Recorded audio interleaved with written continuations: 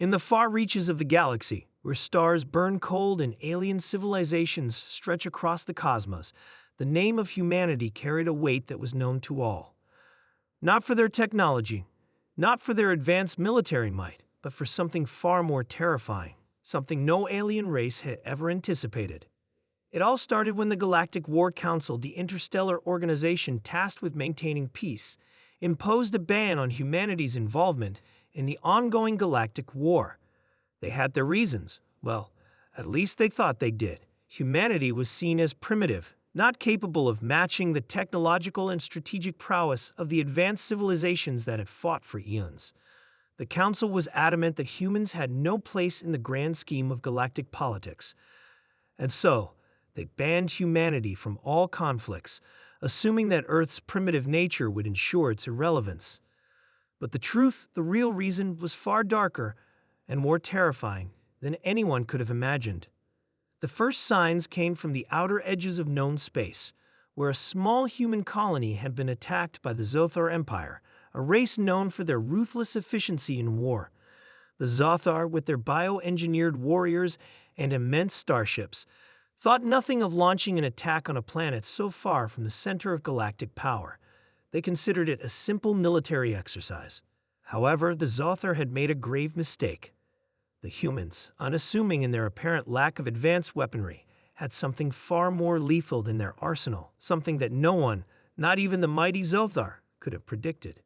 Humans fought not with the advanced weapons of the galaxy's finest, but with something far more terrifying: sheer, unyielding willpower. When the Zothar landed on the human colony, they quickly discovered that the humans had no intention of surrendering.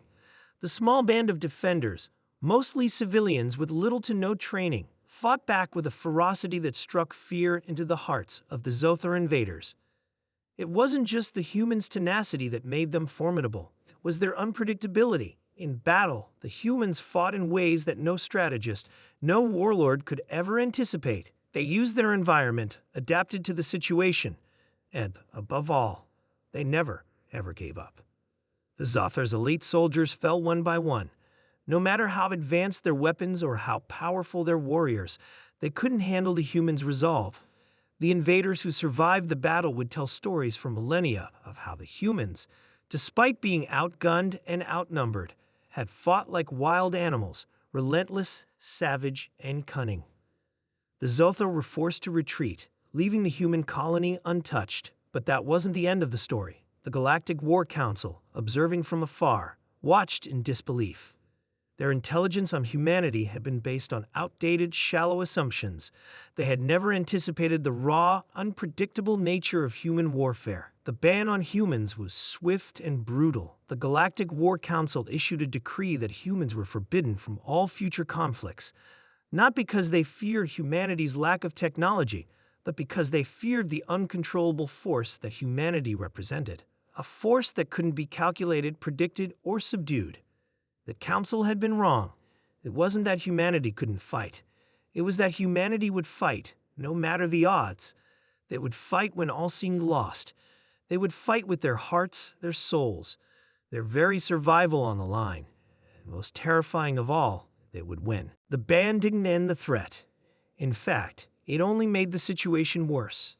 The more the Council tried to isolate humanity, the more humans seemed to prove that they were impossible to control. Every attempt to subdue them only fueled their drive to prove themselves. Humanity's next act of defiance came when they intercepted a Zothar flagship, one that had been carrying a devastating weapon capable of wiping out entire systems. The Zothar had thought that their weapon was invulnerable, secure in their own impenetrable fortress. But they didn't account for one thing: a human's ability to think outside the box. A single human crew, in a ship barely functional compared to the Zothar's technology, managed to infiltrate the flagship. They used no advanced technology, only sheer ingenuity. With a few stolen blueprints, they outsmarted the Zothar security systems and took control of the weapon. Within hours, the Zothar fleet had been decimated by their own device, turned against them by the ingenuity and relentless spirit of humanity. It was in that moment, as the remnants of the Zothar Empire scrambled to respond, that the real reason for the ban became clear. Humanity was not bound by the same laws of war that governed the galaxy. They didn't follow the rules of engagement or diplomacy. To them, war was not a game of tactics, it was survival, and they would do anything to survive. Across the galaxy, whispers began to circulate. The truth about the humans was slowly leaking out. They were not simply banned because of their lack of technology or their primitive nature. The real reason was far more dangerous.